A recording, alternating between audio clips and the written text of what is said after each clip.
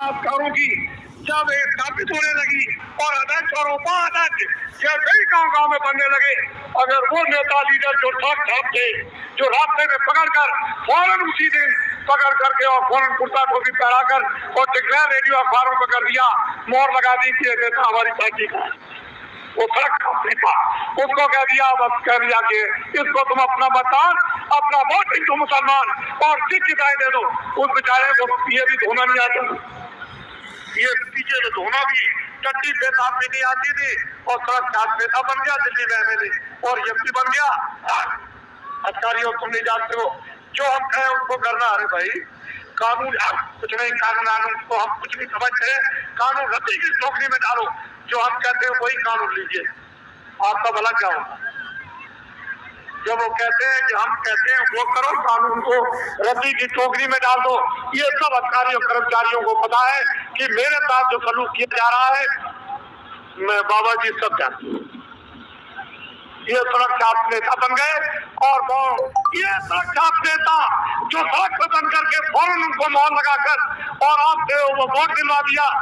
अगर आपने झंडा बाबा जी की अपील पर पकड़ लिया, ये नरनारी बच्चे और बच्चियों ने, ये सब के सब पार्टियों के लोग अपने अपने झंडों को ऐसे फेंक देंगे और सब तुम्हारे झंडे के नीचे आ जाए। अगर ना आ जाए तो इस बाबा जी को बाबा जी आप बोलिए, तो समस्या का समाधान हो। अंग्रेजों का एक ऑफिसर था, उसका नाम था Macaulay, TV Macaulay. TV Macaulay को हिंदुस्तान में भेजा गया था दो काम करने के लिए। पहला काम उसको भेजा गया था कि हिंदुस्तान की शिक्षण पद्धति को बर्बाद करो, और दूसरा काम मैकॉले को सौंपा गया था कि हिंदुस्तान की शिक्षण पद्धति के साथ साथ हिंदुस्तान की न्याय पद्धति को बर्बाद करो। तो मैकॉले आया था हिंदुस्तान की न्याय पद्धति और शिक्षण पद्धति को बर्बाद करने के लिए। हिंदुस्तानी शिक्षण पद्धति को बर्बाद करने के लिए मैकॉले ने क्या किया था, एक कानून बनाया था, उसका नाम है इंडियन एजुकेशन एक्ट, और उस कानून को लागू करके उसने हिंदुस्तानी शिक्षण पद्धति का नाश कर दिया और एक अंग्रेजियत की शिक्षण पद्धति इस देश में पैदा की। उसी मैकॉले ने एक दूसरा कानून बनाया था, उसका नाम है आईपीसी, इंडियन पीनल कोड। ये जो इंडियन पीनल कोड नाम का कानून है, ये मैकॉले का बनाया हुआ 1860 का। और ये मैकॉले ने क्यों बनाया था? मैकॉले अक्सर एक बात कहा करता था अपने साथियों से कि जिस देश की न्याय व्यवस्था खत्म हो जाती है उस देश का समाज टूट जाता। तो हिंदुस्तान की अगर न्याय व्यवस्था खत्म हो जाएगी और उसमें अंग्रेजी न्याय व्यवस्था चलेगी तो भारतीय समाज टूटेगा। तो वो कहता था कि ये आईपीसी का कानून जो है ये भारत में न्याय देने के लिए नहीं है, ये अन्याय के लिए है। क्यों? क्योंकि भारत की न्याय की पद्धति तोड़नी थी अंग्रेजों को, और अंग्रेजों को अपनी पद्धति इस देश में स्थापित करनी थी। उसके लिए उन्होंने आईपीसी बनाया, सीआरपीसी बनाया, क्रिमिनल प्रोसीजर कोड, और उसी के लिए बनाया सीपीसी। आप जान लीजिए, भारतीय न्याय पद्धति में कभी भी हजारों साल से फांसी देने की सजा नहीं रही। ये अंग्रेज थे जिन्होंने फांसी देने की सजा शुरू की इस देश में। हमारे देश में किसी भी राजा के जमाने में फांसी नहीं दी जाती थी। तो आप पूछेंगे कैसे होता था?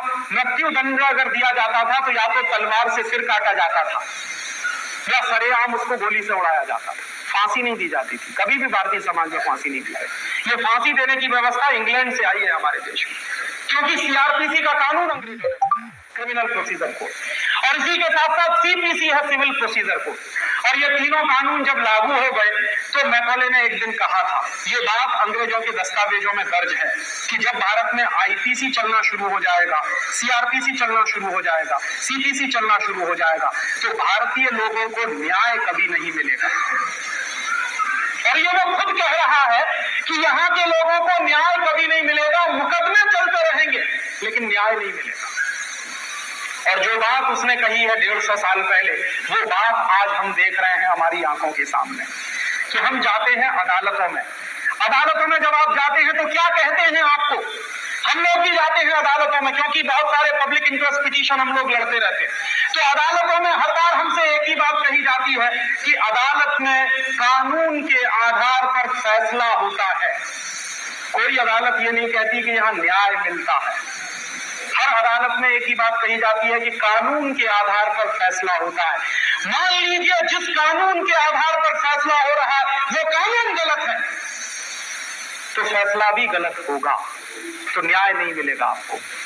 मैं उदाहरण दूं आपको, हमारे देश में एक कानून है, क्या है किसी बच्चे को जन्म लेने से पहले अगर मारा जाए तो कानून के अनुसार वो है अबॉर्शन।